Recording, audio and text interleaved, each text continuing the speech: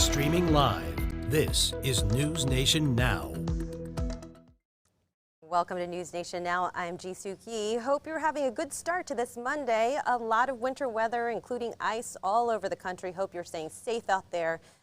Stay tuned with us throughout the day on newsnationnow.com and also our app to keep up with all the inclement weather that's going on. Something to keep you a little bit warm is we're going to be talking about wine, right? I'm sure that you had some wine yesterday for Valentine's Day. Also, happy President's Day as well today. But here at News Nation, we're going to be celebrating Black History all month. And today we're talking to a community changemaker and talking about his incredible contributions. Joining us right now is Andre Houston Mack. He is the founder of Maison Noire, founded in 2007. Back then it was called Mouton Noir, which translates to black sheep. He'll explain that in a little bit. But it's one of the largest black-owned wine brands in America. And Andre does a lot. Here's the list. He's a sommelier. He's a creative director of a boutique graphic design firm. You do a lot, Andre. How are you? Yeah, I'm doing great. How about yourself? Very well. Thanks so much for joining us. No worries, no worries. Happy to be here. Okay, so you own this incredible wine brand. Yep. You're a creative soul. You're contributing a lot. But let's talk a little bit about your roots before we talk about all of your accomplishments. You've kind of had experiences all across the country, but you grew up in the East Coast in New Jersey. Actually, I was born in New Jersey. I actually spent most of my life all throughout the world. I lived overseas for a little bit, but New Jersey was kind of like the center hub for me. I spent like the first 15 summers of my life there. So, it was this thing that my mother never wanted me to forget where I came from. And then tell me, when did you start becoming interested in the restaurant world? Restaurant world, I was interested I would say very young. I mean, I think my first job was McDonald's. I'm not sure if it is a restaurant, but still, when I was 16, but it wasn't until later on in life that those kind of, I had always worked in restaurants, but the idea of wine and restaurants, when those two things came together, was probably later in life for me, probably about 24, 25. And I actually got into wine by watching old episodes of Frasier. So it was these two pompous brothers. That show was great. How they talked about wine, it was really intriguing for me and gave me the courage to walk into a wine shop for the first time in my life. I mean, I think wine does seem it doesn't seem so accessible to a lot of people. That's correct. I mean, I think generally when you peer into a wine shop and you don't see people who look like you don't really think it's for you. And then there's layers to it too as well. It feels like, for a lot of people, there's a certain language, there's certain types of glasses, there's a lot of things that kind of convolute the whole thing. But ideally, wine is just a tasty beverage that should be consumed by all. So it wasn't as though you went right away and decided to pursue your dreams and join the restaurant industry and delve into wine. You actually had a desk job. You were in finance for a while. Correct. Yeah. I worked in restaurants as a means to a way. I think like a lot of people, that industry is pretty transient. Everybody's going on to their bigger and better thing. And when I got to my bigger and better thing, it was pretty disappointing. I just felt like, wow, this can't be what the rest of my life looks like. You know what I mean? It was just like eye dropping. It's like, oh, I worked really hard to do this. And, this seems kind of boring. But, after about 18 months, 24 months, I decided to quit. Well, what gave you the courage to quit? I think there's a lot of people, we've been hearing reports throughout the pandemic that a lot of people are sort of taking stock of their lives. If you're lucky to have enough to have a job throughout the pandemic, a lot of folks might be questioning, is this the right fit for me? Is this how I want to be spending my life? What gave you the courage to leave your successful finance gig to pursue something that wasn't 100% guaranteed? Well, I think it was just that, the fact that it wasn't guaranteed, but like, it's a difference of like being happy, right? And I think when you're happy, it never comes off as work or feels like work. And that was really it. I definitely went out on a limb to say, hey, I've been working this hard for many years to actually to accomplish this thing, but I had to walk away. It was just clear that this wasn't the right thing for me. And I think the stars aligned. There was there was a merger between Travelers Group and Citibank, which I worked, and that, gave the opportunity presented itself for me to leave and take severance, and I took the money and ran. What did your loved ones say when you said, I'm going to give up this job in finance that I've worked hard for, and I'm going to pursue wine and work in the restaurant industry?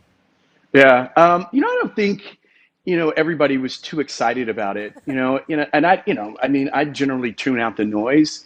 I think the biggest reason why most people don't take that leap of faith is because, what their loved ones might say. At the time I wasn't married, so, I didn't really have a significant other in that way, or did I have children, which I think might have, shaped or molded my decision maybe a little bit differently. Um, but I just went for it, and it wasn't right away. I didn't leave to say, "Hey, I'm going to go back. I'm going to go chase this wine thing." And at that point, it didn't even really occur to me. But what I did know for sure is that I was unhappy doing what I was doing, and I wanted to be somewhere else. Well, you are a wine educator. You're also a wine expert. A fancy term for that is sommelier. Yep. And you worked at some of the finest restaurants, world renowned, and you really managed to be at the pinnacle of your industry. How was that for you? I mean, you were really kind of a trailblazer in the sense that there weren't a lot of people at the top that looked like you or had a similar background. Correct. Correct. I mean, it was awesome. It was amazing. It was exciting. Everything that my previous career didn't offer. Just being a part of some of these great restaurants and learning about wine was really a dream come true. I never really stopped to look around to see that I was the only person really that looked like me. Yeah, I think that came much later, when you're like, wow, like there is really no one around that looks like me. And then that's when the emails started to come from people saying, hey, I never knew that this was a job or an opportunity for me. Finally, they saw someone in the space that looked like them, that gave them some type of hope that that it was a place for them as well. Well, how does that make you feel? I know you said, during the time it was about the work, so maybe you weren't thinking about the bigger picture, but now that you do Correct. get people reaching out to you saying, hey, I want to follow in your footsteps, how does that feel for Yeah, you? I mean, it's huge. If I think about it too long and too hard, it could be overwhelming. I just continue to do what I do, and try to be able to give back in many different ways, whether that's mentoring, giving talks, one on one, all of those kind of things. Just they all feel great. The fact that like I was just following my own dream, and now all of a sudden people, it resonated with people, and they want to know how they can do it as well. We're talking with Andre Houston Mack. He is the founder of Maison Noir. It's one of the largest wine brands in America. Um, we're in a pandemic. I know restaurants are hurting incredibly right now. Why is dining out? Why is wine, which many consider a luxury, why are these things important even during a pandemic? Well, I mean, I think it represents a little bit of escapism for some people. We are social creatures, and the idea that we don't get to interact with each other in the same manner in which we did, pre-pandemic, matters a lot. And being able I guess consume alcohol in some ways is soothing for some people. The idea of, being, this business, they always talked about it being recession proof. People, celebrate victories with wine, and some people drown their sorrows, unfortunately, or that kind of thing. It people will drink during down times and during up times, and so this is no different than what we've seen in the past. This has been an incredibly stressful time for you, I can only imagine, and a lot of your colleagues and friends that are in the industry. Can you tell us how's it going right now? Is there kind of a light at the end of the tunnel with all the vaccines that have been rolling out? Yeah, I think that gives us all, hope, and, some incredible hope. As far as the wine business, what's been really interesting is that we were fortunately enough to be deemed an essential business.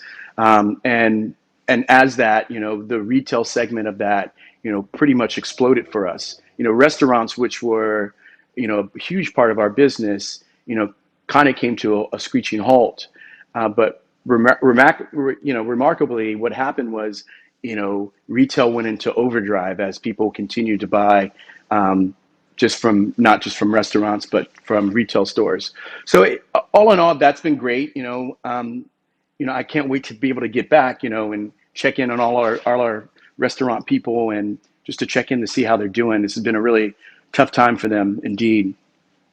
For those of us watching who are in a position to be able to support local businesses and local restaurants, what what do we need to do? What advice would you give us right now? Well, I would say, buy from them, order from them. Don't order through third-party apps, right? Order directly from them if they're set up that way, so you know that the most of the money is actually going to that particular restaurant. And tip them, over tip them. It's only going to come back, um, you know, it's only going to come back tenfold. Every little penny that we can give, can help them, survive through this time. We all know that, it's going to come back. It's just when, not if. Okay, so Andre, your wine brand is called Maison Noir, but originally it was called Mouton Noir, which is black sheep. Yes. Why black sheep? I think I know, but there's a lot of layers to this. No, correct. And it's supposed to be layers, right? I think, on the surface, most people look at me. There's not a lot of people that look like me that do what I do. And I think that was one of the reasons, but also in the way that I conveyed and talked about wine was just very different and unique, in those four walls of the restaurant. Just how I presented it, how I talked about it. Most people hadn't seen before. And that was one of the reasons why I was considered a black sheep. Um, and for me, I think it's something that everybody can resonate with, because we've all felt out of place before. We've all felt like outcasts, and like we didn't belong. And I think that was a feeling that most people could understand. But for me, it's not something that I think that we should run away from. It's something that we should really embrace, because ultimately that's what sets us apart from everyone else. Would you say that's what was helpful about being a black sheep for someone that's watching that wants to break out and become creative? Yeah, I think so. I realized that I didn't have a legacy or anything like that to bound me, like to box me in. I could do whatever I wanted to do. And when you name your company like the Black Sheep, it just kind of gives you creative license to do whatever you want to do. And I've never kind of thought traditionally, so the idea of just really having fun with wine, um, was something that was very enticing to me. Well, I know Valentine's Day was yesterday, so we needed to talk to you, on Saturday to help people that don't know anything about picking out a bottle of wine. But in terms of recommendations, what's just sort of an easy bottle to start with, or what type of wine would you recommend for somebody just getting started? Well, it just depends. Like everybody's palate is different. Once again, I like to tell people that you're an expert in your own taste, right? The idea that someone else is, because this tastes good to me, may not taste good to you. I think maybe walking into your local wine shop and having a conversation about what you tend to drink what you like, right? I think if you start there, that's a great place to start, and then start to branch out. Wine is really about the journey and being able to taste many different wines over a lifetime. It's not this whole thing that like you're looking for a soulmate and you want to drink this for the rest of your life. It's not that long of it's not a a lifetime commitment to just one type of wine. No, I mean, your relationship with wine is not about monogamy, right? It's about getting out there and trying everything. Well, we are talking to you in part because it is Black History Month, and you are a Yes, community change maker. Your contributions to the industry, thank you. you're a trailblazer. We'd be, amiss if we didn't ask about the racial justice riots of last year. And there was also sort of a reckoning that happened in the restaurant industry too, about racism and sexism and sort of the power dynamic inside restaurants. Correct. Any thoughts on how restaurants emerge from not only sort of the economic toll of the pandemic, but also that reckoning that happened last year? Well, I think we're all kind of like our eyes are open. We're alerted now. I think people are are ready to take action and have been taking action, I think it's gonna be a really long thing, right? It's not something that we can change overnight. And the thing is keep holding, people accountable. And I think, everyone will start to do the right thing and figure it out. But we've got a long way to go, but it's a really great start, because we weren't even having these conversations, 2 years ago. So how many bottles do you guys produce there at Maison Noir a year? Bottles, I think almost like if we did we talk about cases, about 60,000 cases or so. Okay, so 60,000 cases. And then Hmm. on top of that, you are a creative director of your own little boutique graphics design firm. Yeah, yeah, we like to do a little graphic design. Yeah, that's fun. Then you have your provision shop there.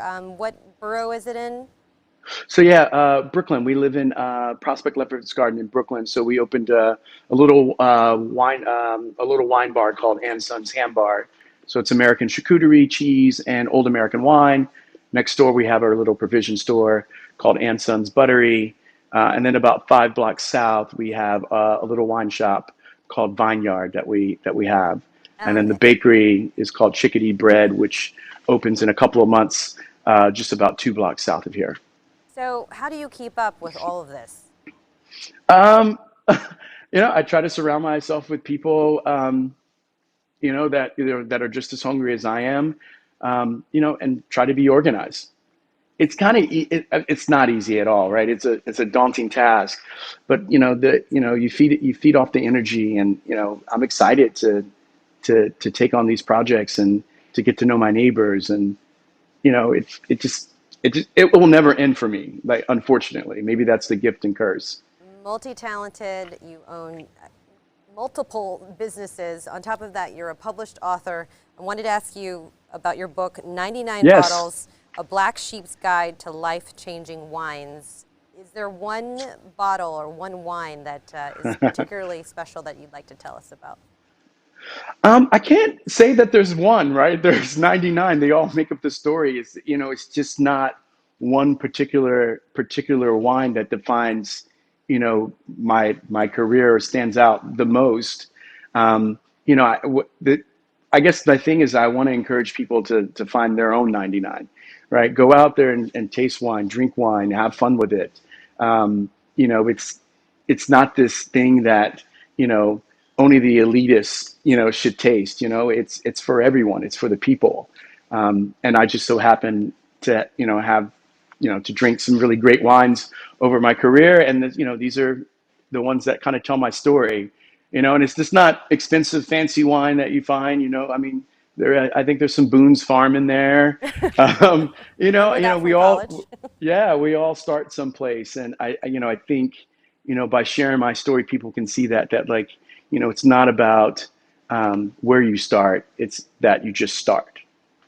Is that the greatest piece of advice that you can give for those looking for a career change or wanting to follow their dreams? Correct. I mean, we live in one of the greatest times, in humankind, right? Like the idea that you could create anything, and the fact that, like, this is not your practice life, right? If it's Right. something that you want to do, go do it. And that doesn't mean that you should all run out and quit your job now. But when you get home from work, instead of watching Netflix, maybe you should work on this thing that you have. I have to tell you that it always felt like a side hustle until it's not. You Love know, that. So This is not your practice life. I think that's an nope. incredible quote. We're going to end on that. Andrew, thank you so much for being with us. Andre Yes. Houston Mack of Maison Noir, tell us where people can find out more about your wines and all of your businesses and your books too. Yeah, sure. You can check us out on masonnoirwines.com. It's the best place to order and to find out what we have going on with the winery.